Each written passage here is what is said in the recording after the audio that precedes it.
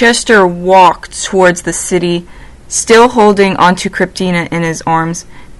They then noticed Harold trying to pack his sheep away for his father. "Ooh, hey, you look like a white piece of cotton candy. May I take a bite of your cotton candy?" Harold asked, trying to lean closer to the sheep, but before he could get the chance to, Chester steps in front of him. "Hey, I'm not sure that cotton candy will taste very good to you." He rests his hand on his wrist. "Aw, man, I wanted cotton candy." "Well, there should be other sweets you can eat in the city." Chester looked around. "No, there isn't, and it's all the Lord Protector's fault." Chester throws the pitchfork on the ground. "Oh, look at me. I'm the Lord Protector, and I don't give anyone candy because I'm cruel and heartless to kids," Harold said, waving his hands and widened his eyes. Harold continued until he heard a voice from behind him. Harold turned to see the Lord Protector and Vampire Slayer himself, Abraham Van Helsing. He was wearing his armor, his long purple cloak, his hat, and he was holding weapons on his back. He was sitting on a black horse with a white stripe on its face. "If you have something to say, it should have been discussed with me first." Harold backed down as if he was going to be executed. "Well, I didn't mean..." Harold was cut off by Van Helsing. "Chain him up." Abraham Van Helsing leaned over to his vampire slayers. "Mirror them." One of his vampire slayers lifted up a small mirror, reflecting it at them. "We can see the reflection. They're good." "Good," Abraham Van Helsing said. Kryptina turned to her friend, feeling sorry for him. "Harold will be locked away. Halloween's only one day away. Harold was gonna miss out on all the dancing, candy, and fun. She wanted to help him so badly. Why was the Lord Protector so mean?" Thorn was sitting on a chair reading a book about a vampire's first love. She continued reading until she heard someone come flying in. Thorn quickly jumped and turned around. "Who's there?" she hissed, standing in a fighting style. "It's just us." Alaric popped up from the curtains with Klaus from the side of him. "Have you two been sneaking out again?" Thorn crossed her arms, lifting a brow. Alaric and Klaus both looked at one another. "You know the rules. Oxblood said no going to the city. You know humans live there." Alaric and Klaus both turned and smirked at one another. Then they both began to dance.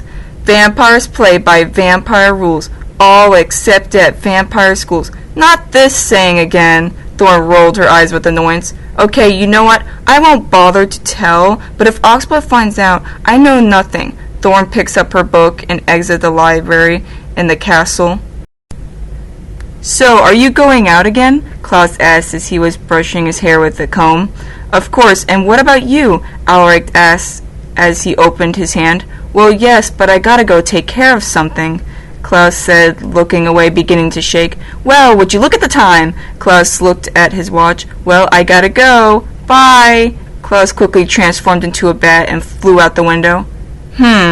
Alaric lifted a brow. He then transformed into a bat and flew out the window.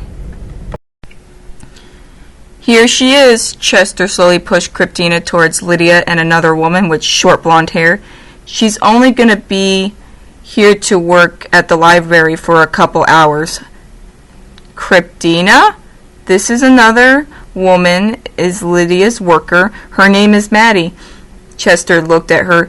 "Stay here for a bit, okay?" Chester turned away from her, leaving her with the librarians. Kryptina's eyes watered when she watched her brother walk out the door. She's always been good and loyal to him. Why can't he give her a chance? Anastasia stepped forward with joy. "Lady Anastasia and Doll Kryptina at your service." Lydia looked at her with a grin. She was lying on a sofa.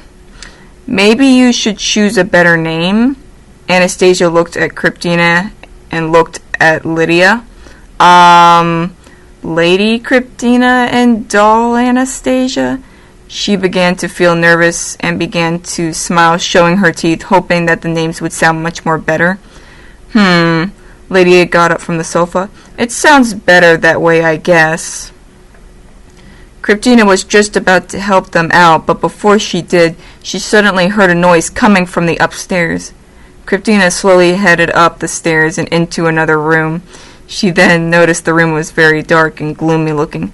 She then noticed a rectangle shaped covered up by a blanket on the other side of the room. She stepped closer and she was just about to take the blanket off, but before she could, Maddie and Lydia stepped in front of her. "Oh, there's nothing to see here, dear.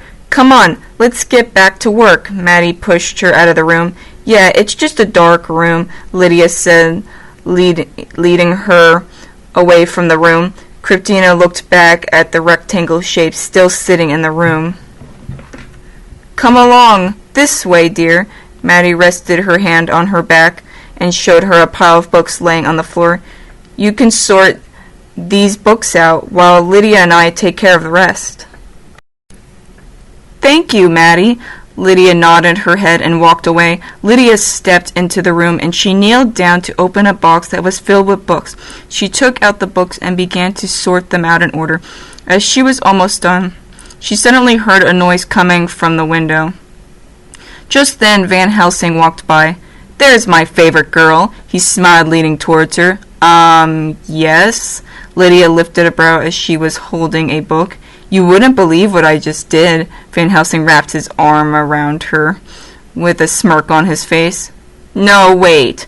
Don't tell me." She turns away. "Another vampire, right?" She put the book away and crossed her arms. "Aw, atta girl. You got it. You're a fellow believer. I always get my best ideas from you. That's why you're my girl." He leans in closer to her. "I'm not your girl." Lydia pushed him away from her. "I don't belong to anyone." She turned away, crossing her arms again. "I don't date anymore." Van Helsing steps towards her. "But you will very soon." He leans towards her with a smirk. He heads towards the door. "I shall be the one to claim you, and if anyone tries to get in the way of that, I will teach them manners." He exits the library. Just then, Lydia suddenly heard a noise from outside the window.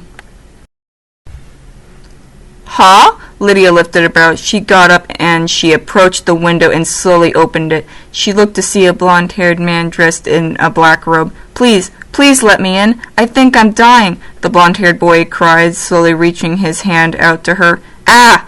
Okay, fine." She grabbed him by the collar. She lowered him to the room and sat him on the chair. "Stay here and I'll bring you some water, okay?" Lydia exited the room. Little did she know the blonde-haired boy was smirking at her. Later on that day, the sun began to set as Kryptina headed to her room. She was just about to enter, but before she could, she heard a voice. "Ha ha ha ha ha!